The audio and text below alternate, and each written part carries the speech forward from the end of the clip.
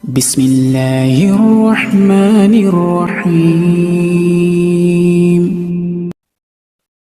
Bismillahirrahmanirrahim. Assalamualaikum warahmatullahi wabarakatuh.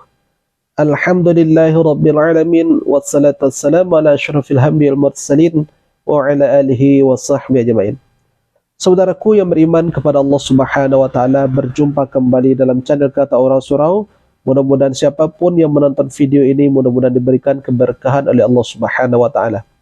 Saudaraku yang beriman kepada Allah Subhanahu wa taala, pada kali ini kita mendapati sebuah video yang insyaallah kita akan reaksi, yakni tentang Pak Prabowo, yang mana Pak Prabowo ini menjenguk temannya yang lagi sakit.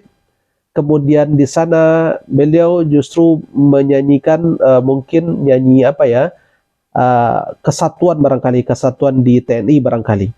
Saudaraku yang beriman kepada Allah Subhanahu wa taala, di sana beliau menyanyi dengan rekannya, kalau saya lihat untuk menyemangati saudaranya yang lagi kondisi sakit.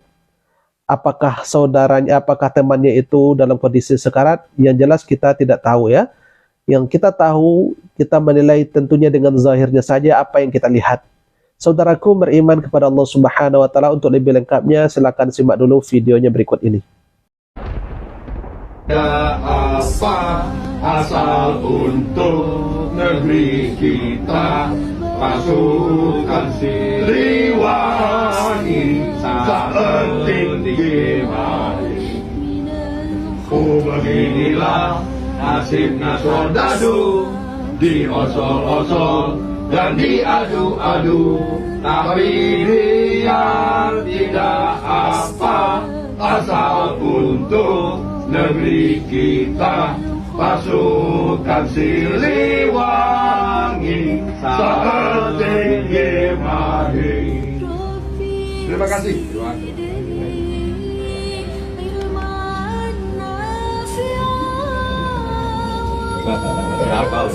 Ujang.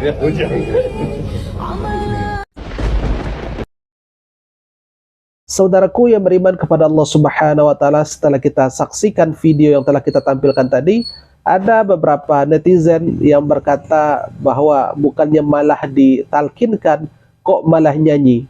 Saudaraku yang beriman kepada Allah Subhanahu wa taala, ada komentar yang seperti itu. Maka perlu hal ini kita tanggapi. Yang pertama adalah kita tidak tahu yang sakit itu apakah agamanya Islam atau bukan.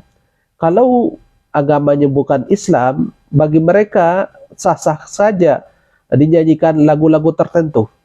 Ini yang pertama. Kemudian yang kedua, barangkali temannya itu belum dalam kondisi kepayahan atau belum dalam kondisi nazar ataupun sakaratul maut.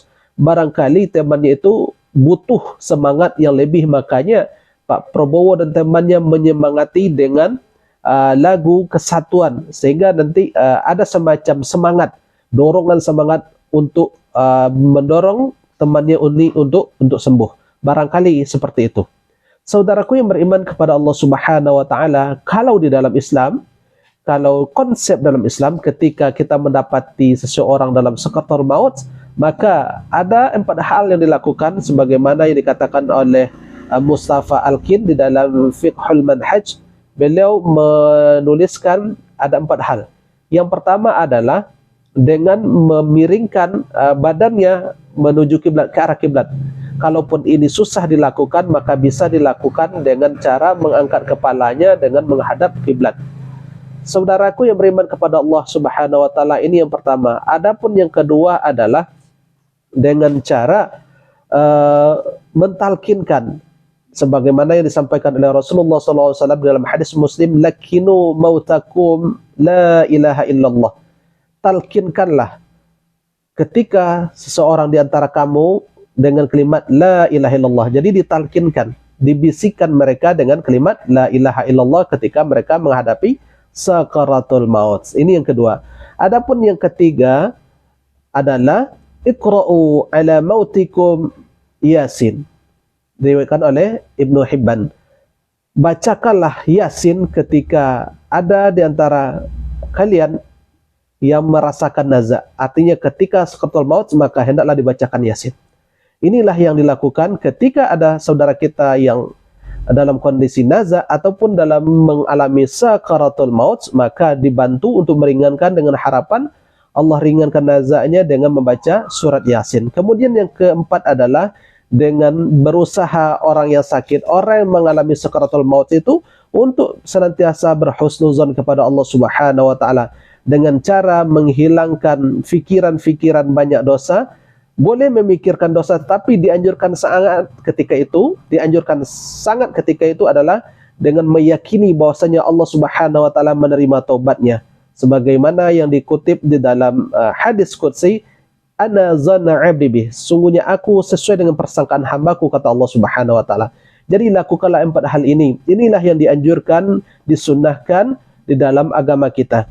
Saudaraku yang beriman kepada Allah Subhanahu wa taala, sebagai kesimpulan adalah bahwa boleh jadi Pak Prabowo itu menyanyikan temannya itu, melakukan temannya itu adalah sebagai motivasi untuk cepat sembuh, satu. Kemudian yang kedua, walaupun mungkin teman Pak Prabowo itu dalam kondisi sakaratul maut, barangkali temannya itu boleh jadi bukan beragama Islam, sehingga di dalam agama mereka boleh dinyanyikan orang yang ketika kondisi sakaratul maut. Tetapi saya sangat yakin bahwasanya Pak Prabowo menyanyikan hal tersebut adalah semata-mata untuk memberikan motivasi kepada saudaranya yang sakit, kepada teman saudara yang lagi sakit, supaya lekas sembuh. Barangkali ini yang bisa kita sampaikan. Mudah-mudahan yang kecil ini, yang singkat ini bisa memberikan manfaat untuk kita bersama. Subhanakallahumma wa bihamdika asyhadu an la ilaha illa anta astaghfiruka wa atubu ilaik. Wabillahi taufiq wal hidayah. Assalamualaikum warahmatullahi wabarakatuh.